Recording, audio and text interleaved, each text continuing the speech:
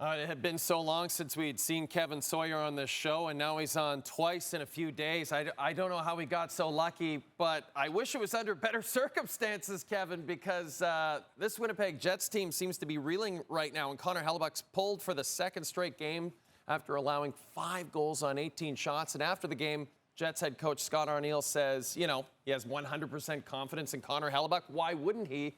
Where's your confidence level in Connor Hellebuyck right now, Kevin?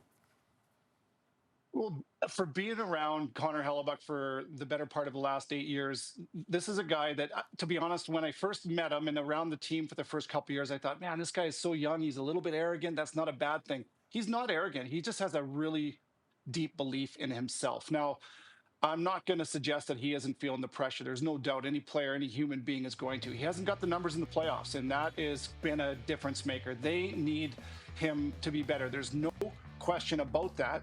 But this isn't all on Connor Hellebuyck. I mean, his team hasn't been rock solid in front of him either. They're not nailing their game plan. They're not as tight as they were throughout the regular season. Here's the problem. In the regular season, when the team would break down, it felt like almost every single time Hellebuyck would make that save. That second goal against Hellebuyck makes that save. And now he's not. You add to the fact that Jim Montgomery has the St. Louis Blues nailing their game plan. They're playing fast and direct. You got a bit of a rattled Connor Hellebuyck, and now you have a bit of a rattled Winnipeg Jets hockey club now with the series tie. And Kevin, you alluded to it. It's not all on Connor Hellebuyck. The Jets need to be better defensively. Does this personnel, as you see it right now, have the capability of being better in front of Connor Hellebuyck? Yeah, they do. But here's what I'm seeing in this game. It's so fascinating. The coaching from both sides. I mean, the President's Trophy winning team with Scott Arniel, that is a team of 23 men on that roster that have bought into an idea, and they were the best team in the regular season, all regular season. Well, this is playoffs, and now Jim Montgomery, he's no slouch himself. He's had the ability to adapt. And so Winnipeg in the first period of this game was the better team. They controlled play totally. They didn't allow the St. Louis Blues through the neutral zone, and they were excellent. They didn't give up very much. And Montgomery and the St. Louis Blues come back out in the second period, and they make the proper adjustments. Okay, we're not getting through the neutral zone with speed.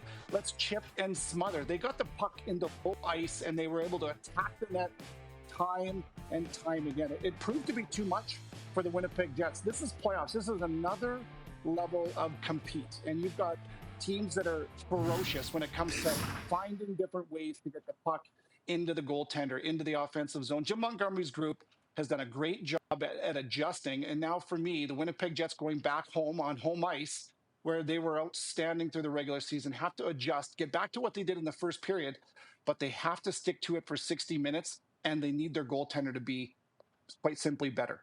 And you alluded to it. They were great on home ice in games 1 and 2, and Mark Scheifele was leading the way, 5 points in the first 2 games. Had everybody wondering, how the heck do we leave this guy off the Four Nations faceoff team? And yet, in games 3 and 4, Kevin, the Blues have shut him down. How have they been able to do that?